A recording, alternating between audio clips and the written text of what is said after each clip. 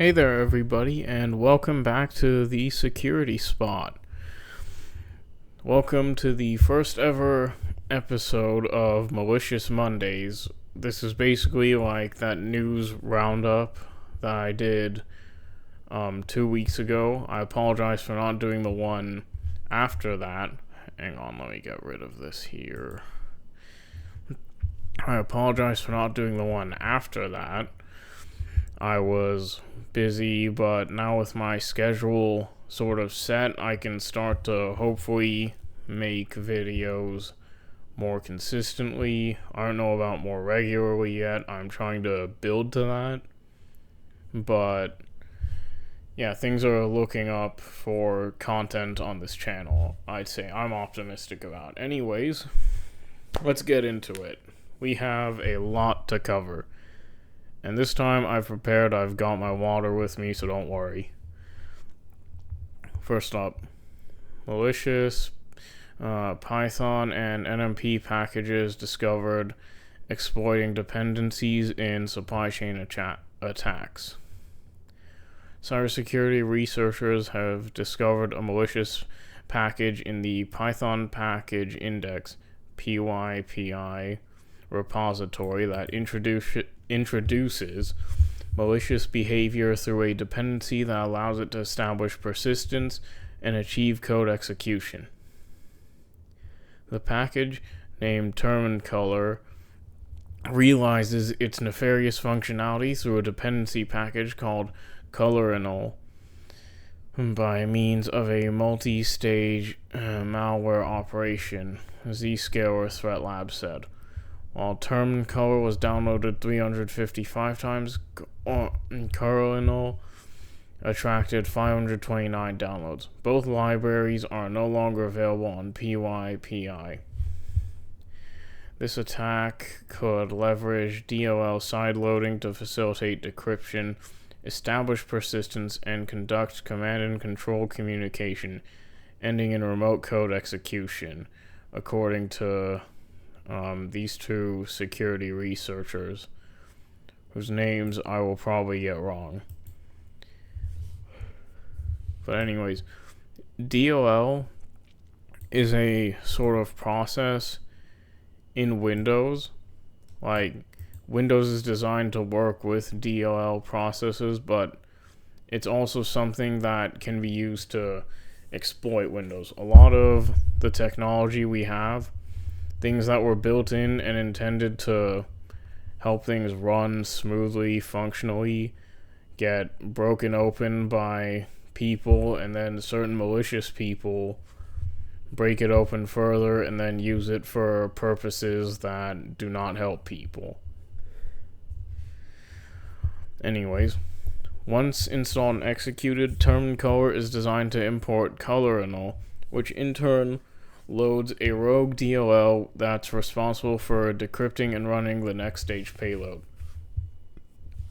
So what's happening here is, once you install TermInColor and it runs through remote code execution, it ends up importing Colorinal, which then will load a rogue DLL, and that will decrypt all of your encrypted files so people who aren't supposed to see them use it, and then the next stage begins. The payload deploys a legitimate binary executable and a DLL called libcef DLL that's launched using DLL sideloading. The DLL, for its part, is capable of harvesting system information and communicating with the C2 server using Zulip, an open source chat application to conceal the activity. Persistence is achieved by creating a registry entry under the Windows run key to ensure automatic execution of the malware at system startup, Zscaler said.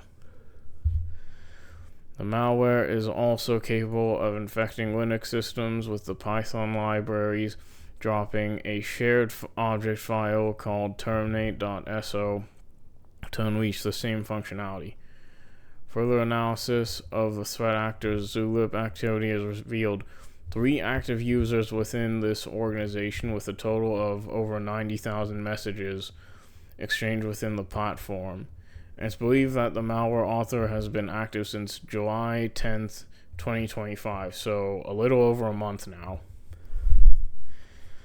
The term and color package and its malicious dependency colonel highlight the importance of monitoring open source ecosystems for potential supply chain attacks, the company said.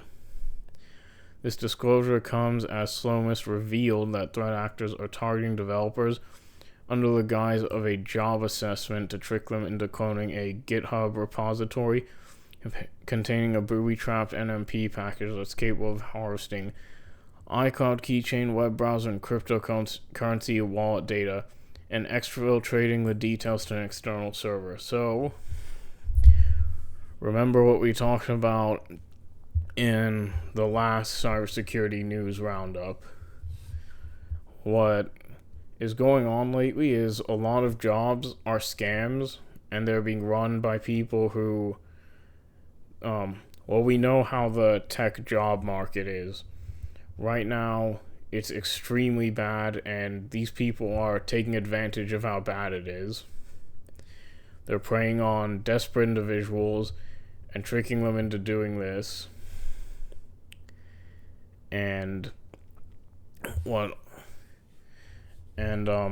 Also what I want to go over is this bit here. The package and dependency highlight the importance of monitoring open source ecosystems for potential supply chain attacks. That's key there. The importance of monitoring open source ecosystems. See, I like open source stuff, and I imagine that many people watching this video do as well, but there is something to be said, like Windows isn't as open source as Linux, but it's free. Like, you can download it for free, and it has a GUI interface, a graphical user interface, so it's a lot easier to hack. You hear a lot less about Macs getting hacked, and that's not because it doesn't have a GUI interface, because it does. It doesn't get hacked as much because it's not open source. Similarly, Android. I have an Android phone. Like, Androids are fun to play with. Like, they're designed for play. They're open source. But with that openness, that freedom, that means anyone can get their hands on it, including bad people. It's like guns in America, I guess. Anybody can get them. People who are trying to protect themselves and people who are trying to harm others. And with that openness, that freedom of distribution, comes the issue of an open source ecosystem just not having the ability to truly see what is being done on that ecosystem. Like, the creator of Linux, because it's open source, he can't, monitor every single Linux distribution. He can't check every flavor of Linux ever in the world and, go, hey, there's something bad in this one. He can't do all that because Linux is primarily designed to be something that the user messes with. But yeah, Androids get hacked a lot, and iOS phones, iPhones, they don't get hacked as much. You will rarely hear about iPhones getting hacked. That doesn't mean it's impossible, mind you, but it happens a lot less frequently, and part of that has to do with how tight-lipped Apple is about their technology, about their software. There's something to be said for exclusivity. I'm not saying that that's what I want or anything. I'm just saying that is something to consider in the security question. Anyways, the NMP packages are also engineered to download and run Python scripts, capture system information, scan the file system for sensitive files, steal credentials, log keystrokes, take screenshots, monitor clipboard content. You know, all the stuff that you'd expect these things to do. Just like see things they're not supposed to, take things they shouldn't, and then help people do those sorts of things. The list of identified packages now removed from NPM is below.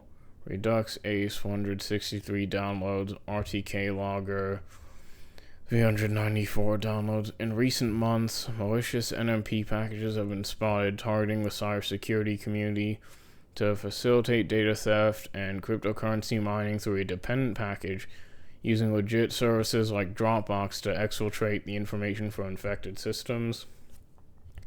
These packages, Datadog researchers noted, are distributed to targets under the guise of malicious proof of concept code for security flaws or kernel patch that supposedly offers performance improvements. The activity has been attributed to a threat actor as it tracks as MUD1244. The development also follows a report from Reversing Labs that has revealed the risks associated with automated dependency upgrades, particularly when a compromised project is used by thousands of other projects, amplifying risks to the software supply chain.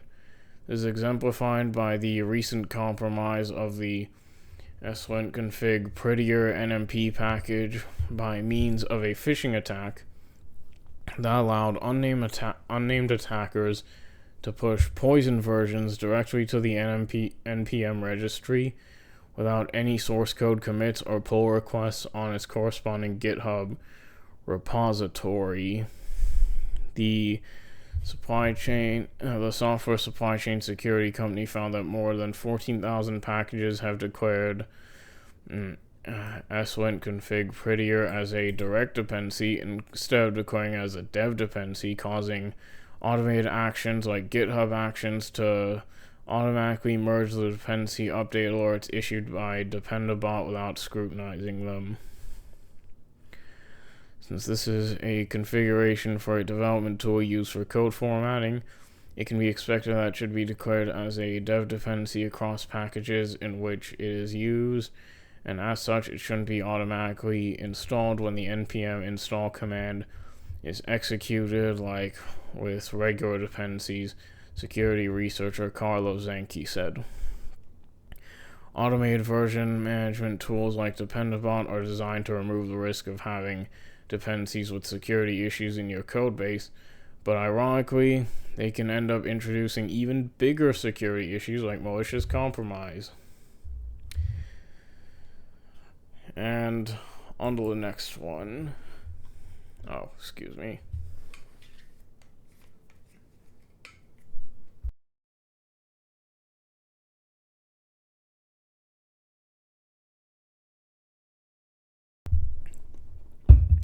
By the way, before we begin, let me know if you guys ever want like breaking news videos that aren't on Monday or like a scheduled day, because I do this news roundup thing, but some news is like kind of important, so let me know if you'd want me to sort of like cover certain news articles as they happen. Like this one right here, I'm not going to read it now because this video is already going to be extremely long.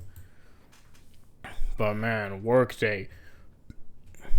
For those of you who have been like anywhere in the world by now, I guess, like school, the workplace, the just looking for jobs, you know Workday, and I'm assuming that you have stories to tell about it. So hearing that Workday, the thing that like every company and their mothers use, got a data breach, that doesn't make me feel safe. Anyways, when theft replaces encryption, Blue Report 2025 on ransomware and info stealers. Ransomware and info stealer threats are evolving faster than most organizations can adapt. While security teams have invested heavily in ransomware resilience, particularly through backup and recovery systems. Cybersecurity's Blue Report 2025 shows that today's most damaging attacks aren't always about encryption.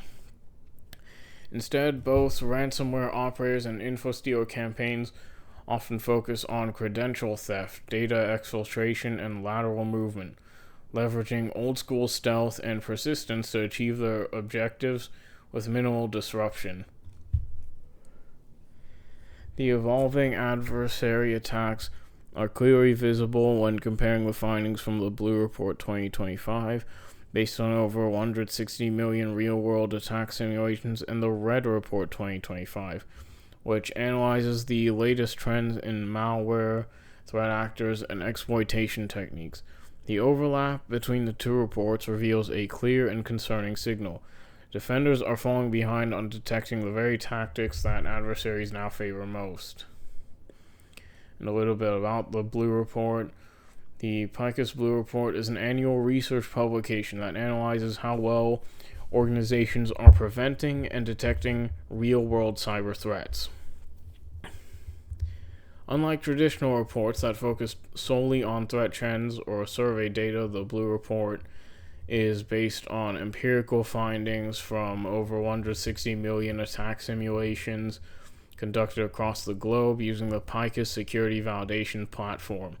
Now, in its third year, the Blue Report provides a data-driven look at the state of enterprise defenses across industries, regions, and attack surfaces.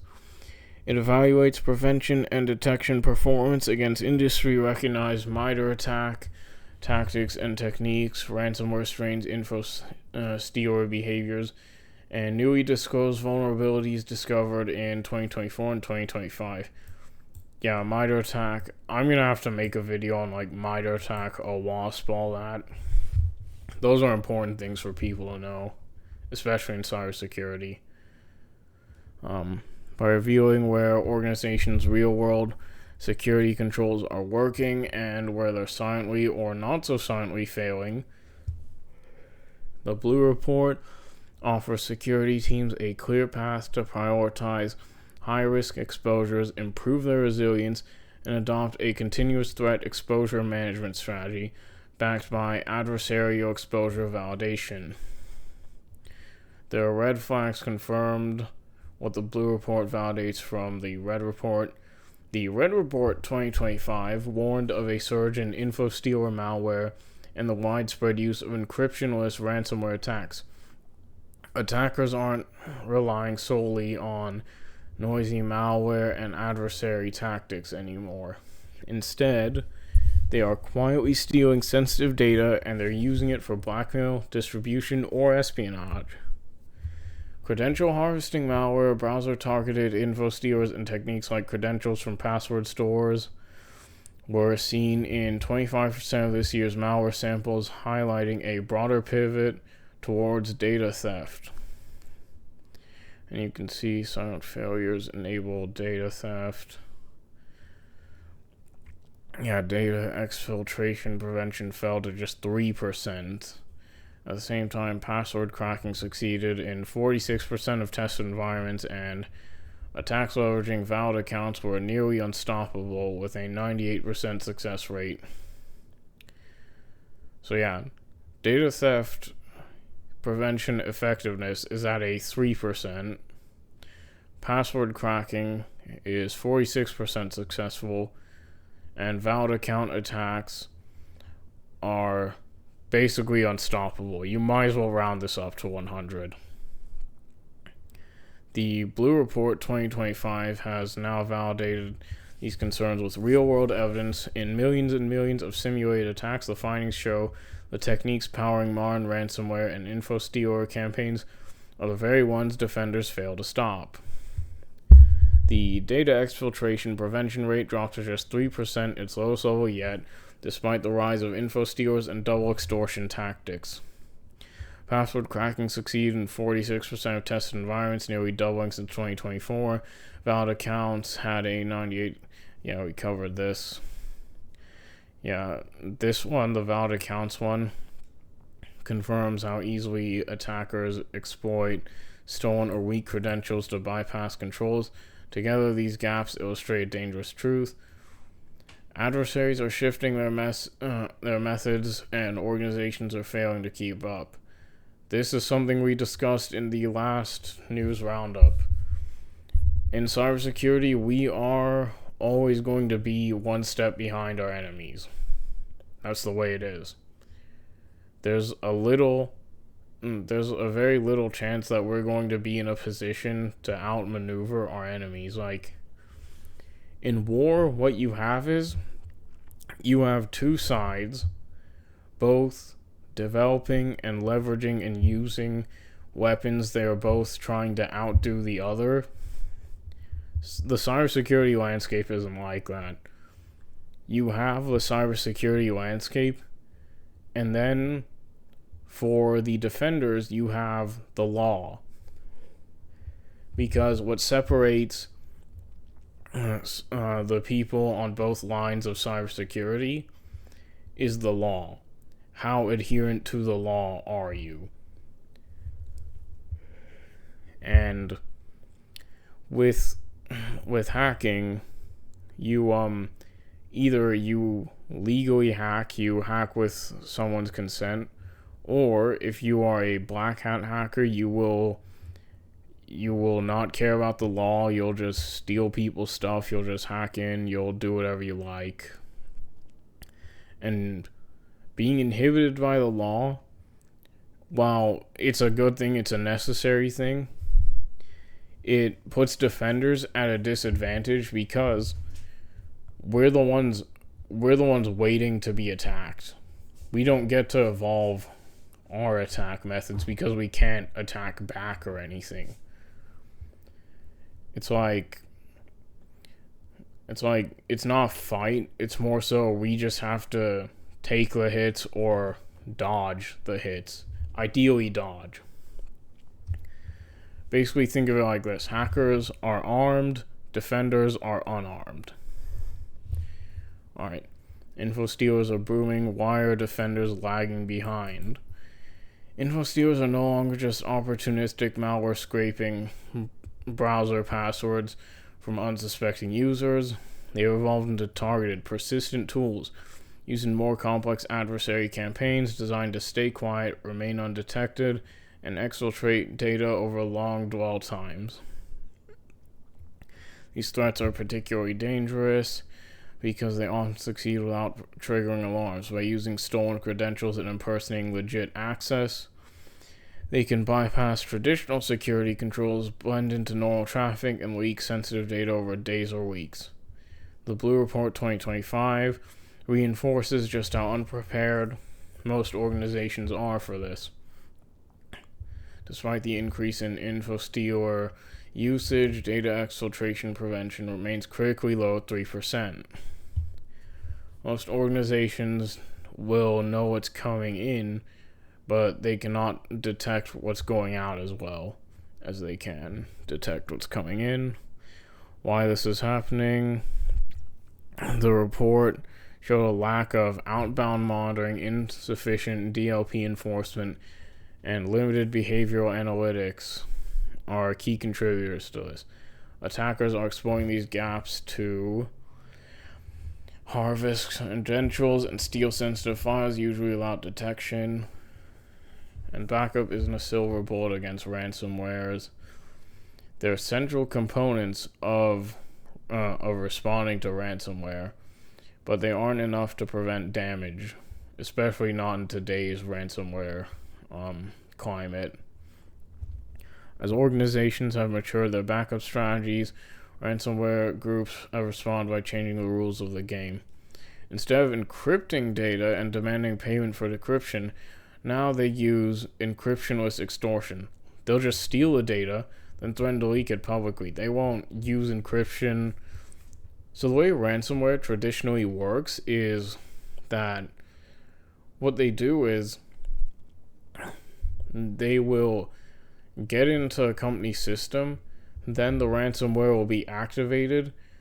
It will steal all the data. It will lock the data. It will lock the entire system behind encryption, behind encryption. Like, they'll completely encrypt the system, making it completely unusable. They'll leave a ransom message on there, like saying you have to wire X amount of money to someone, like on Bitcoin. Well, not wire money, but you know what I mean. And then like, if that doesn't work, then they'll like threaten you with something or the other, like this, threatening to leak it publicly. That happens sometimes with traditional ransomware too, but with traditional ransomware, again, they encrypt the system, they block it from being used, then they demand payment for an encryption key. And the idea is that if you pay the ransom, you get an encryption key and the organization can go back to functioning. Typically, though, you should not pay the ransom, and what you should do is restore a backup to what the system was before it got infected. And now what is apparently going on is they'll just steal data and threaten to leak it publicly. That's just extortion, as it says. Which I think, yeah, as you can see here, it's a much more effective tactic than, oh, we stopped your system from working. They can just steal stuff and then go, oh, hey, pay up or this gets out. Now, the Blue Report 2025 reflects this evolution. Ransomware variants like Blackbite, 26% prevention, Bad Block, 34% prevention, and Maori, 41% prevention, continue to evade controls, not because defenders lack recovery strategies, but because other tactics like credential abuse, lateral movement, and exfiltration just aren't being effectively blocked. And you can see here, these are certain ransomware strains and how effectively they've been prevented. And the grayed out ones are how effectively they were prevented in 2024, and this is how effectively they've been prevented in 2025. So I mean, on some of them it's actually gone better, like Blackbite and Bablock. Like, they're definitely more prevented, but there's some others like Black Basta and Play. Oh man, Play went way down. Anyways, even if data is backed up and restored in these instances, the impact is already done once it's leaked. That's why the report emphasized the need for a prevention and detection upstream before data leaves the network and before credentials are abused to impersonate internal users. And in a world of competing priorities and limited resources, knowing what to fix first is everything. The Blue Report 2025 helps organizations cut through the noise by analyzing over 160 million attack simulations to reveal the real-world effectiveness of security controls, not in theory but in practice. And the report, it provides a comprehensive overview across all these things to really show organizations what gaps they have and what gaps are most critical to close. Understanding how their specific business sector, geographic region compares to others, and which attack techniques are most often successful in their sector or region, security teams can prioritize strengthening their defenses based on context and not assumptions. Whether it's improving data exfiltration prevention, stopping credential abuse, or tuning detection rules, this year's Blue Report offers a clear path forward rooted in real-world adversary behavior. And that's going to do it for this one. CISA adds 2 enable and central flaws to known exploited vulnerabilities catalog.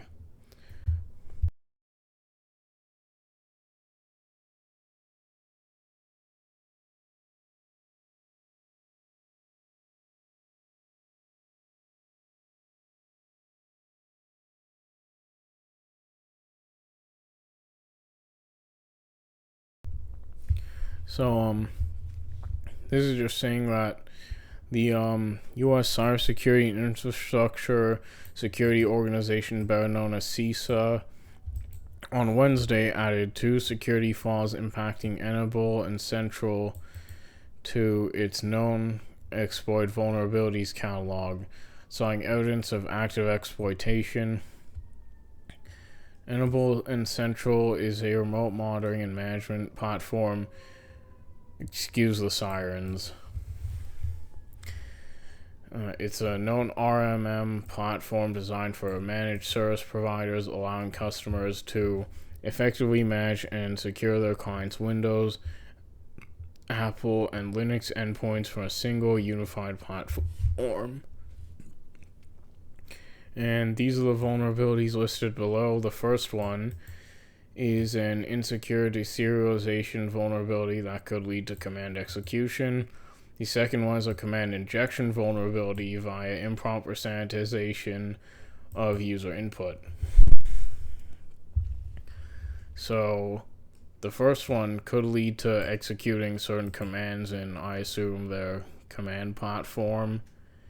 And the second one is able to inject certain commands because there's an improper sanitization of user input. They're not, I guess, properly able to monitor user input. And both shortcomings have been addressed in later versions of N-Central, and Enable is also encouraging customers to make sure that MFA is enabled, particularly for admin accounts. So yeah, these vulnerabilities are really new, so they don't have their scores yet. The score is supposed to show just how much damage it can do. These vulnerabilities require authority to exploit. However, there is a potential risk. They require authentication to exploit, but there is a potential risk to the security of your N-Central environment if unpatched. So you have to upgrade your on-premises N-Central to 2025.3.1. Now, it's currently not known how the vulnerabilities are being used in real-world attacks, and in what context, or what the scale of these efforts are. But it is good to err on the side of caution. And apparently, Enable said that 2 critical vulnerabilities were identified within their solution, which require authentication to exploit and could allow a threat actor to elevate their privileges and maliciously use N-Central if not patched. They acted quickly to release a hotfix to these vulnerabilities. Their security investigations have shown evidence of it being used in some on-premises environments, not many apparently. And they haven't seen any evidence of this being exploited in their cloud environments. And yeah, this is a good example of a company having to act really quickly on cybersecurity matters. And then, in light of active exploitation, federal civilian executive branch (FCB) agencies are recommended to apply the necessary fixes by August 20th, 2025, so in 2 days, to secure their networks. The development comes a day after CISA placed 2-year-old security flaws affecting Microsoft Internet Explorer, and Office in the Kev catalog. And these are the vulnerabilities. As you can see, they can do quite a bit of damage. The first one from 2013 is a memory corruption vulnerability in Internet Explorer that allows for remote code execution. The second one from 2007 is a remote code execution vulnerability in Office Excel that can be used with a specially crafted Excel file to achieve remote code execution. FCB agencies have time till September 9th, 2025 to update to the latest versions or discontinue their use if the products has reached end-of-life status, as is the case with Internet Explorer. It's interesting that they managed to find security flaws in Internet Explorer like well after it's been retired. But I guess like some people will still be using things like Windows 7, Windows Vista, even things that still have Internet Explorer on them. Anyways, next article.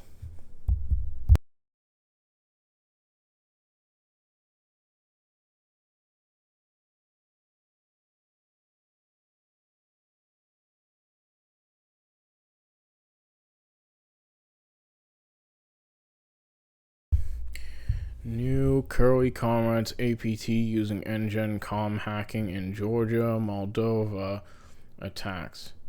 Now, full disclosure, I don't know what Curly Comrades means or NGen com, but I guess we'll find out together. Now, a previously undocumented threat actor, also it's a threat actor, Curly Comrades, I guess that's a reference to Curl. Or something else, I don't know, has been observed targeting entities in Georgia and Moldova as part of a cyber espionage campaign designed to facilitate long-term access to target networks. They repeatedly tried to extract the NTDS database from domain controllers, the primary repository for user password hashes, and authentication data in a Windows network, Bitdefender said in a report shared with the Hacker News. Additionally, they attempted to dump LSAS memory from specific systems to recover active user credentials, potentially plaintext passwords, from machines where users were logged on. The activity, tracked by the Romanian cybersecurity company since mid-2024, has singled out judicial and government bodies in Georgia, as well as an energy distribution company in Moldova.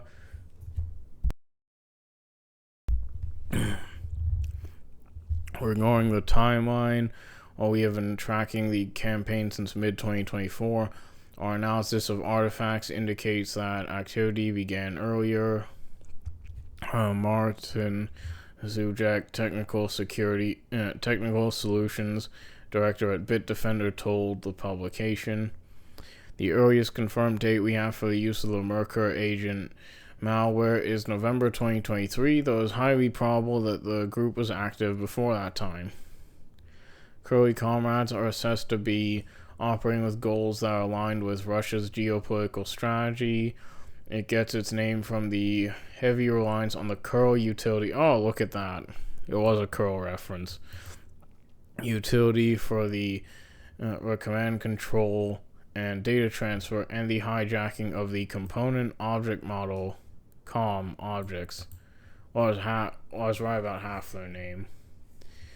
The end goal of the attacks is to enable long-term access to carry out reconnaissance and credential theft, and leverage that information to burrow deeper into the network, collect data using custom tools, and exfiltrate to attacker-controlled infrastructure. The overall behavior indicates a methodical approach in which the attackers combine standard attack techniques with tailored implementations to blend into legit secure system activity.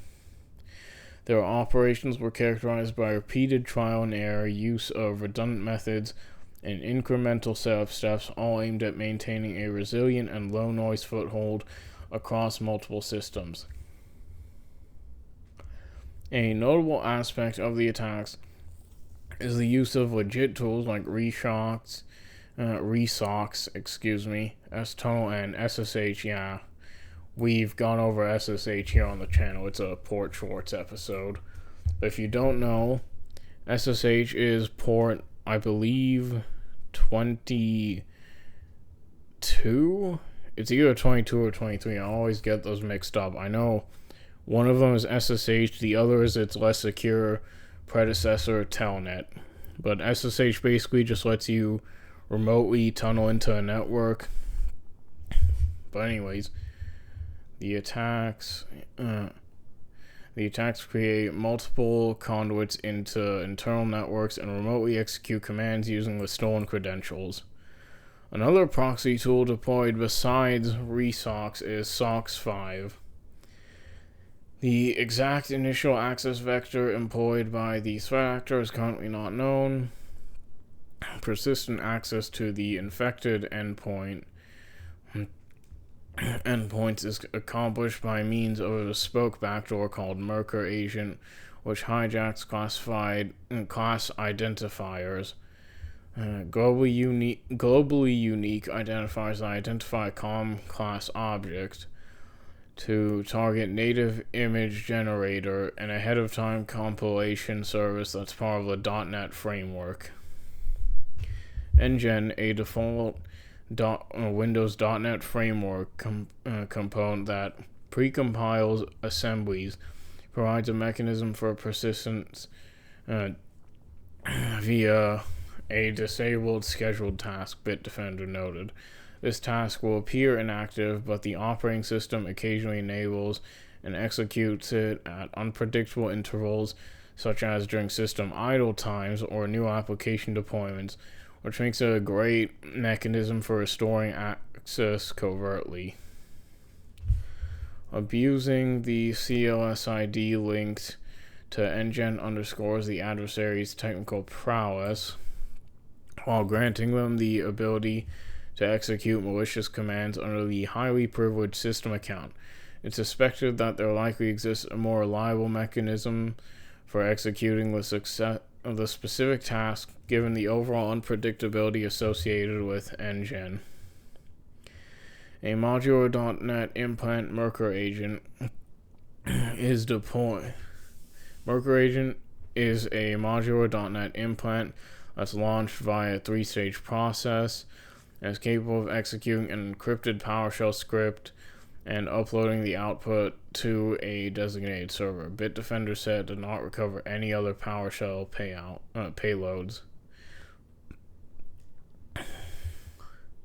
The design of the Merker agent suggests that it was likely intended to function as a backdoor capable of executing payloads on a periodic basis. Each encrypted payload is deleted after being loaded into memory, and no additional mechanism for regularly delivering new payloads was identified.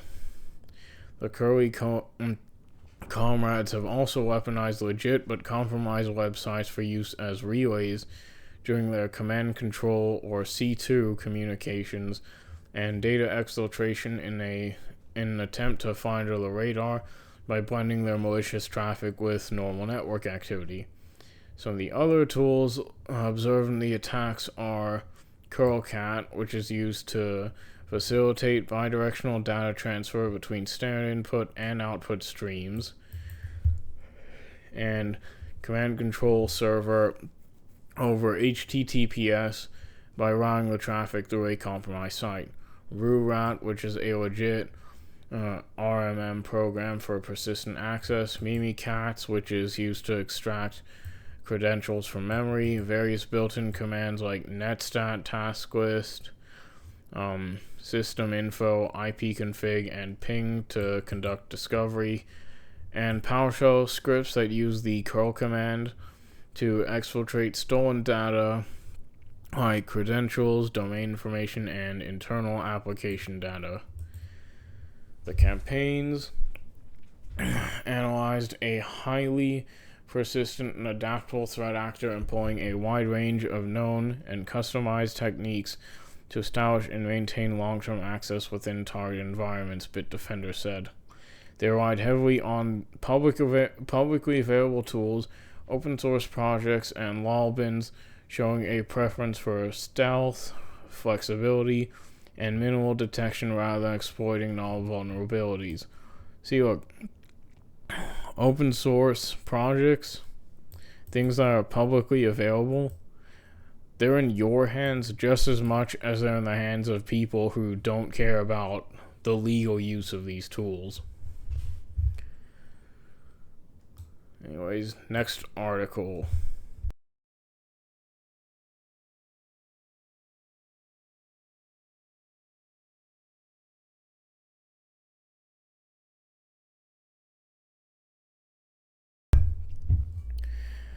Researchers spot XE-utils backdoor in dozens of Docker Hub images, fueling supply chain risks.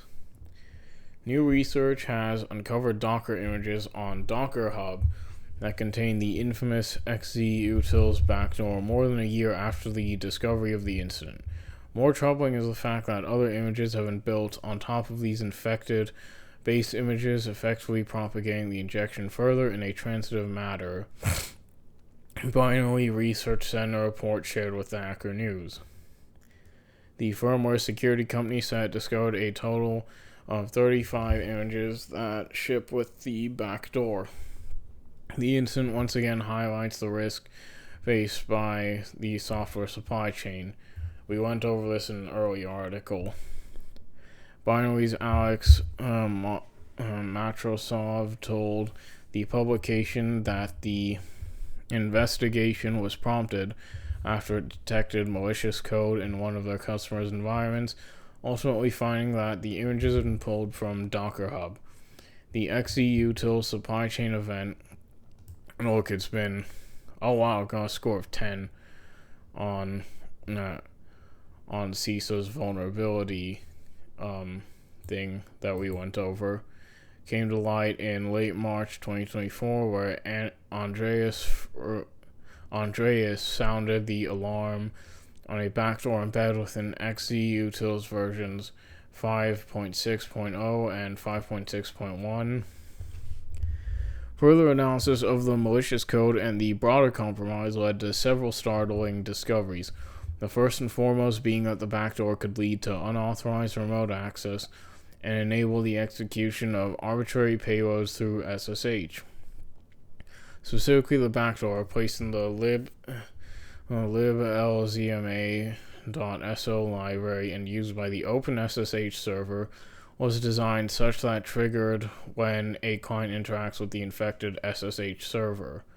By hijacking the RSA public decrypt function using the glibc's ifunc mechanism, the malicious code allowed an attacker possessing a specific private key to bypass authentication and execute root commands remotely, binary explained. The second finding was that the changes were pushed by a developer named Gia Tan, who spent, and this is her online name, Gia T75, who spent almost two years contributing to the open source project to build trust until they were given maintainer responsibilities, signaling the meticulous nature of the attack. This is a very complex state-sponsored operation with impressive sophistication and multi-year planning, Binary noted at the time. And this sort of implementation framework is not developed for a one-shot operation. The latest research from the company shows that the impact of the incident continues to send aftershocks throughout the open source ecosystem even after all these months. This includes the discovery of 12 Debian Docker images that contain one of the XE-utils backdoor and another set of second-order images that include the compromised Debian images. So, real quick, before we move on, for anybody who might not know, when they're saying images, they don't mean like pictures like these sorts of images. They mean like when you're downloading a program or a virtual machine, you're downloading like an image file. It's basically a snapshot of the application or operating system in time, like an ISO file, basically. Like on old CDs, they would burn images into the CDs. That's how they got data on those CDs.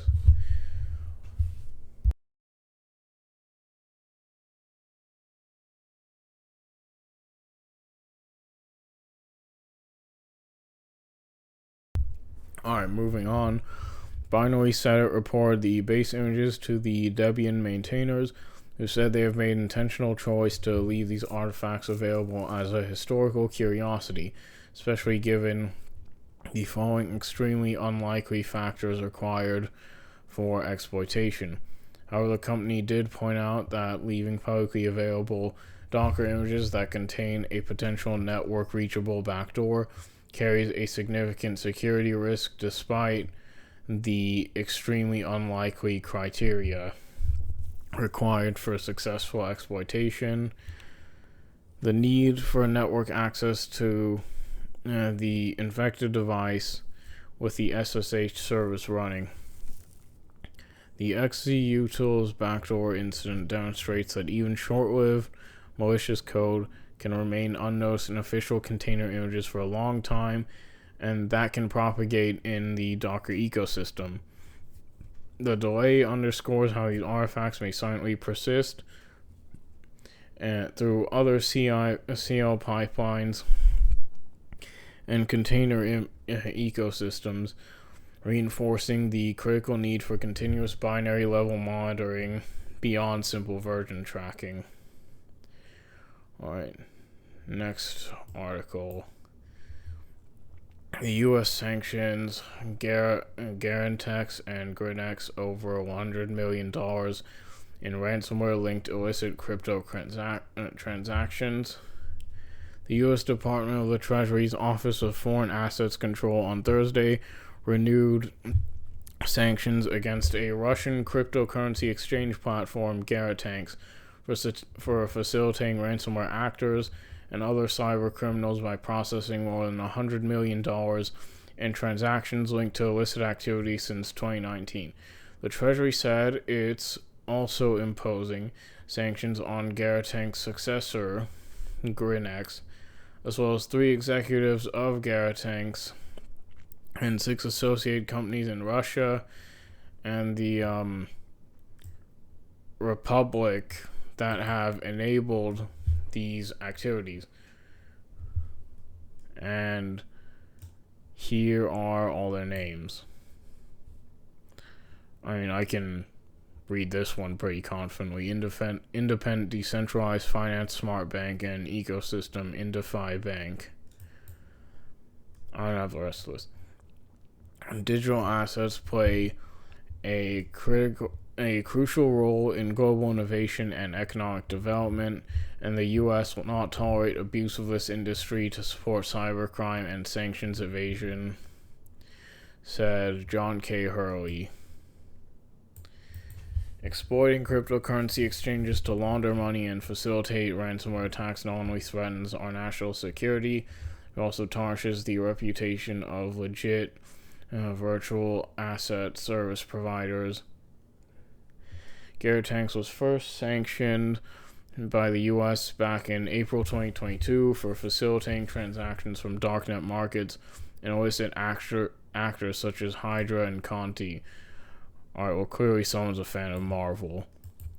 Anyways, the cryptocurrency exchange's website was seized as a part of a coordinated law enforcement operation back in March 2025, and its co-founder was arrested in India. Merely months later, TRM Labs revealed that Garantex may have rebranded as Garantex,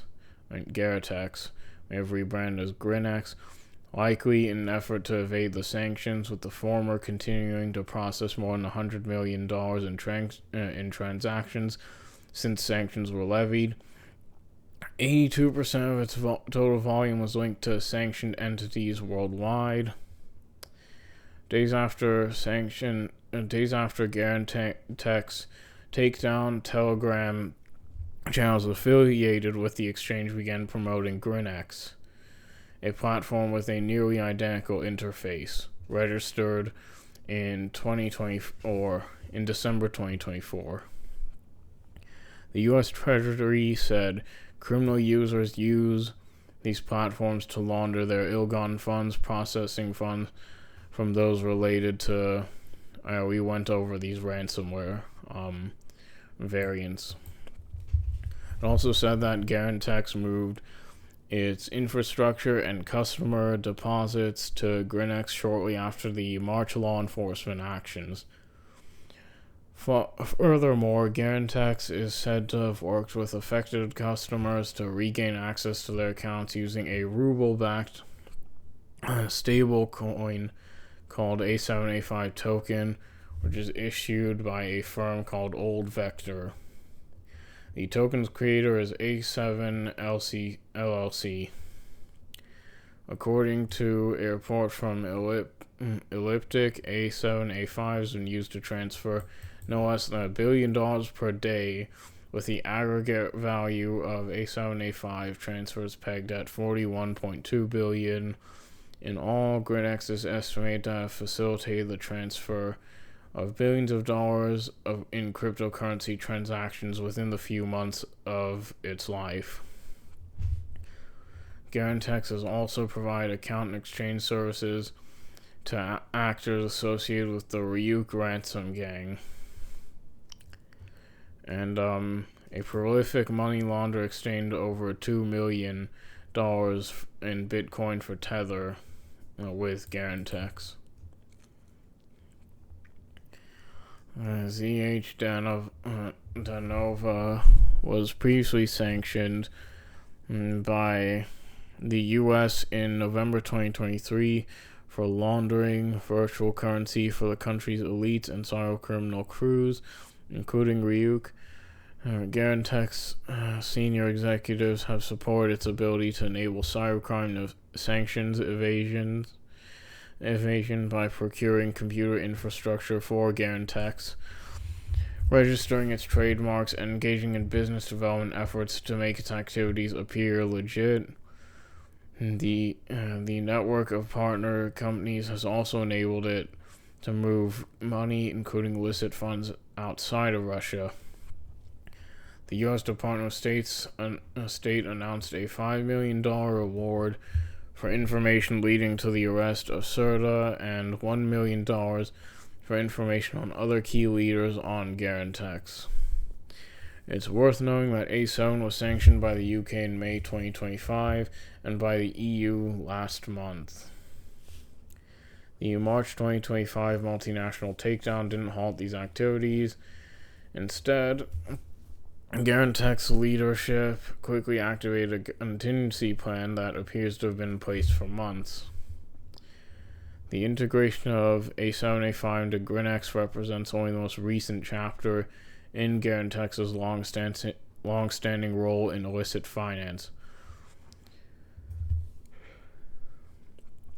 And this is just going over what we already know. It's a key conduit for ransomware laundering, criminal transactions, and the movement of funds through high-risk Russian financial networks.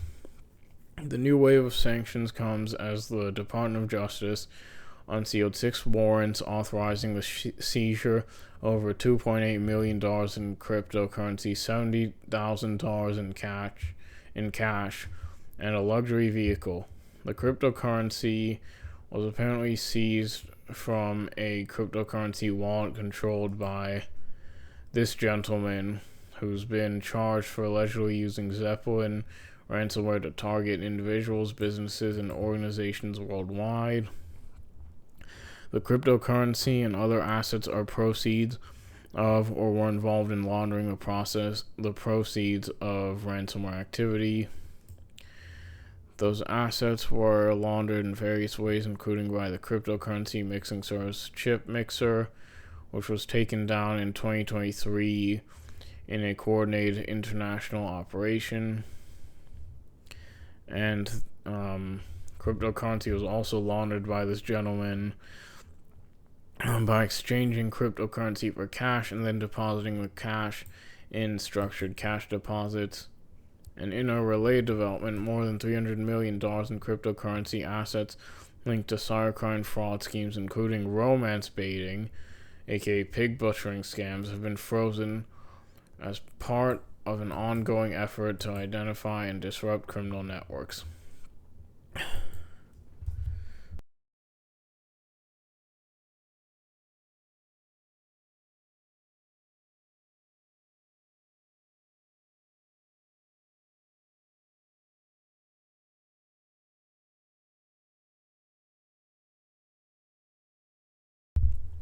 So, cybercrime groups Shiny Hunters and Scattered Spider joined forces in extortion attacks on businesses.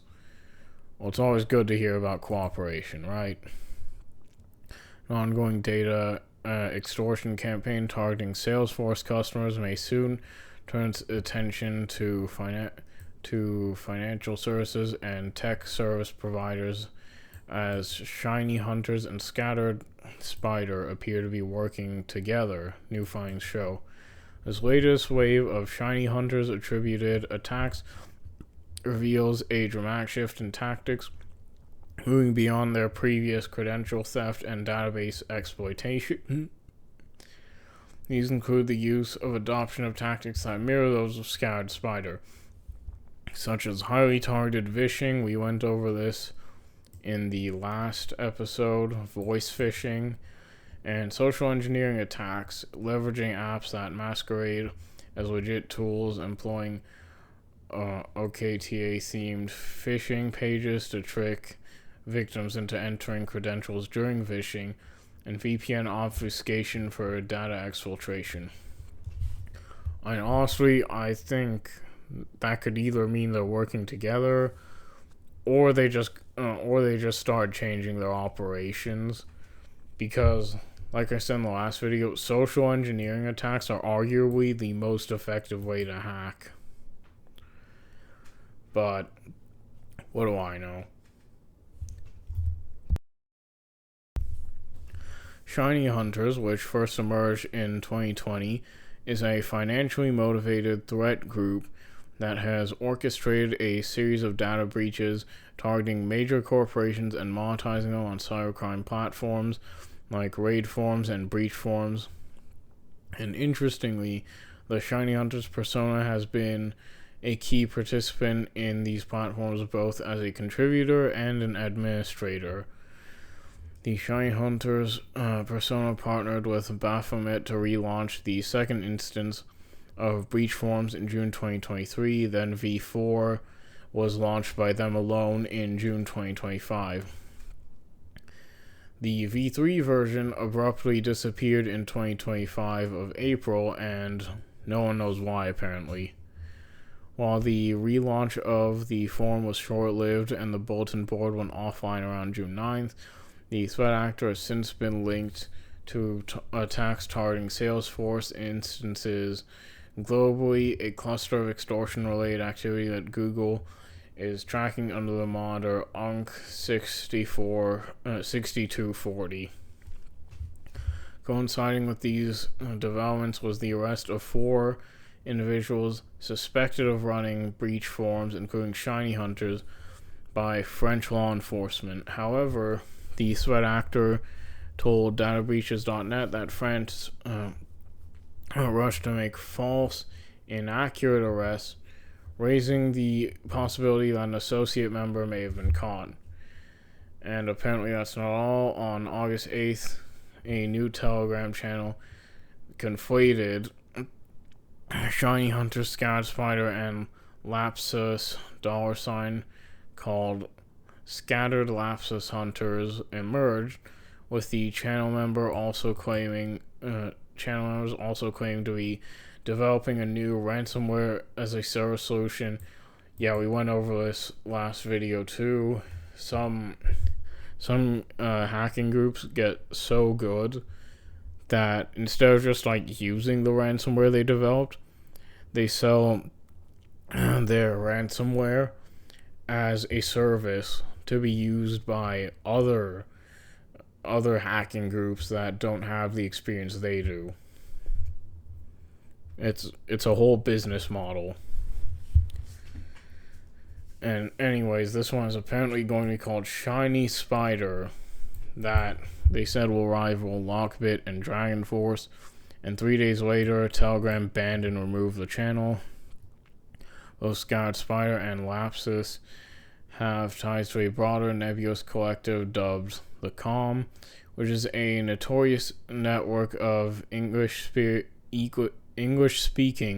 experienced cybercriminals that's known to engage in a wide range of malicious activities, including SIM swapping, extortion, and physical crime. Scattered lapsus hunters represent a new phase in cyber extortion where cotton chaos are as much the objectives as money. The connection to known entities like Scattered Spider and Shiny Hunters indicate this is less a new group than a rebranding and coalescence of existing threat actors responding to recent law enforcement heat. ReliaQuest said it identified a coordinated set of ticket-themed phishing domains and Salesforce credential harvesting pages that are likely created for similar campaigns targeting Salesforce that are aimed at high-profile companies across various industry verticals. Excuse me. Trying to finish this because I have something to do really quickly. These domains, the company said, were registered using infrastructure typically associated with phishing kits commonly used to host SSO login pages, which is a hallmark of Scattered Spider's attacks, impersonating the sign-in pages. Alright, well, I guess I was wrong earlier. They are working together. It seems the evidence is pretty conclusive. Furthermore, an analysis of over 700 domains registered in 2025 that matched the Scattered Spider phishing patterns have revealed that domain registrations targeting financial companies have increased by 12% since July 2025, while targeting of tech firms has decreased by 5%, suggesting that banks, insurance companies, and financial services are next in line. The tactical overlaps aside, the two groups may be collaborating is borne by the fact that they've been targeting the same sectors around the same time, and supporting this theory is evidence of the appearance of a breach forms user with the alias Spider Hunters, who is linked to a past Shiny Hunters breach, as well as overlapping domain registration patterns. And apparently, this account was created in May 2024. If these connections are legit, they suggest that collaboration or overlap between Shiny Hunters and Scattered Spider may have been going on for more than a year, and they really synced up their attacks, so it looks pretty conclusive. And there's an update. The threat actor collective Shiny Hunters has announced that breach forms has been commandeered by international law enforcement agencies, and that the site has turned into a honeypot. The platform is currently being operated by French law enforcement agencies, including the BL2C, in coordination with the U.S. Department of Justice and the FBI, Shiny Hunters claimed, adding that the accounts Hollow and Shiny Hunters are compromised and the account NA has been taken over by a federal agent. Law enforcement never figured it out, but I'm here to confirm Shiny Hunters' alt accounts were Anastasia and Hollow admin accounts were always controlled by one person, me, Shiny Hunters.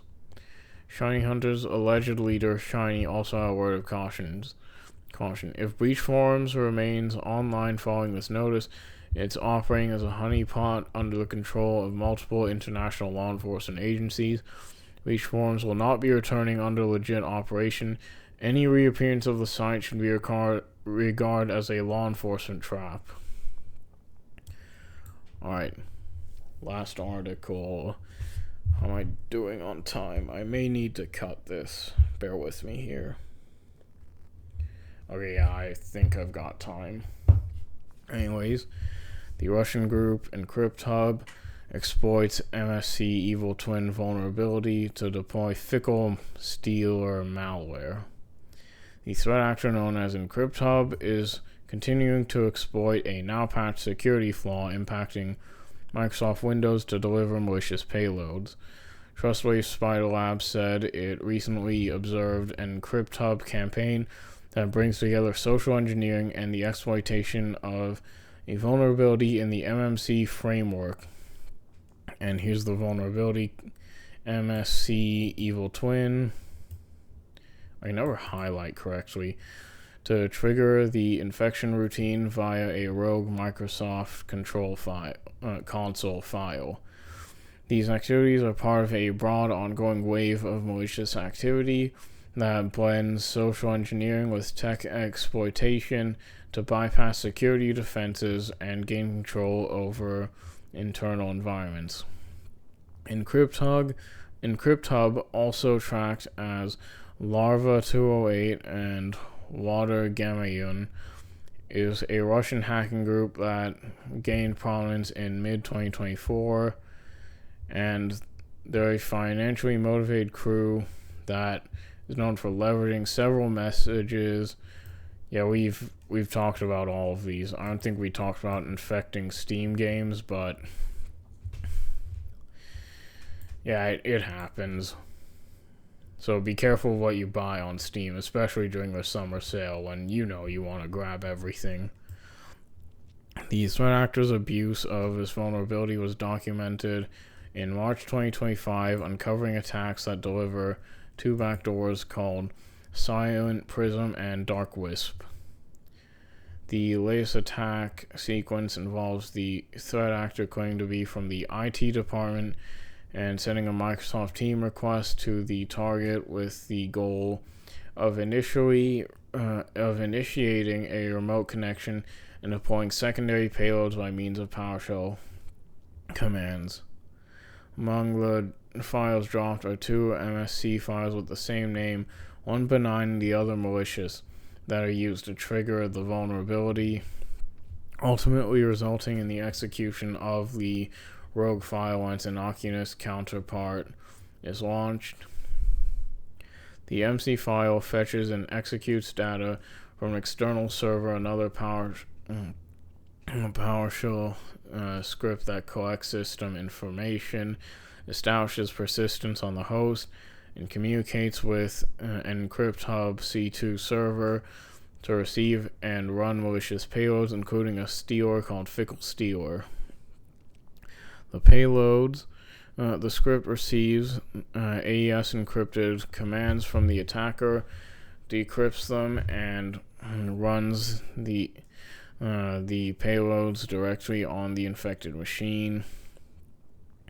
And also deployed by the threat actor over the course of the attack is a Go-based loader codenamed Silent Crystal, which abuses Brave support, which is a legit platform associated with the Brave web browser, to host next-stage malware, and has a zip archive containing the two files that weaponize the vulnerability. What makes this significant is that uploading file attachments on the Brave support platform is restricted to the new user for new users, which indicates that the attackers somehow managed to obtain unauthorized access to an account with upload permissions to pull off the scheme. Some of the other tools deployed include a Golang backdoor that operates in both client and server mode to send system metadata to a C2 server, as well as set up C2 infrastructure, and making use of a SOCKS 5 proxy tunneling protocol. Oh yeah, we talked about that in one of the other articles. There's also evidence that the threat actors are continuing to rely on video conference lures, this time setting up phony platforms like RivaTalk to deceive victims into downloading an MSI installer, and running the installer will lead to the delivery of several files like the legit early launch anti-malware installer binary from Symantec. It's used to sideload a malicious DLL that in turn will launch a PowerShell command to download and run another PowerShell script. It's engineered to gather system information and exfiltrate it to the C2 server and await encrypted PowerShell instructions that are decoded and executed to give attackers full control of the system. The malware also displays a fake system configuration pop-up message as a ruse, while launching a background job to generate fake browser traffic by making HTTP requests to popular websites so as to blend C2 communications with normal network activity. The EncryptHub threat actor represents a well-resourced and adaptive adversary combining social engineering, abuse of trusted platforms, and the exploitation of system vulnerabilities to maintain persistence and control, Trustwave said. The use of fake video conferencing platforms, encrypted command structures, and evolving malware toolsets underscores the importance of layered defensive strategies, ongoing threat intelligence, and user awareness training. Alright, so yeah, that's gonna do it for this week. Thanks for watching this episode of Malicious Mondays. I hope my tapping of the mic, like that's me muting the mic, because it has a mute button on it. I hope that didn't pick up or get too obnoxious. But I basically mute it so you guys don't have to hear me drinking water like you did last time. But yeah, these videos, man, they kill my throat. I mean, I like doing them. But yeah, if you guys have any other video suggestions, let me know. The Python series is coming. The NCL competition is coming up, so I won't be able to show like videos or streams of that. Or I mean, maybe I'll be allowed to after the competition ends. I'll read the rules more closely on that. But they'll probably let me do a gymnasium. If they do, I might cover that too. I might make that a priority over the Python series, honestly. But yeah, that's gonna be it for this one. Please comment, like, subscribe. Let me know what else you want to see. I care about what you guys think. And yeah, thank you all so much for watching. And I'll see you all in the next one. See you later.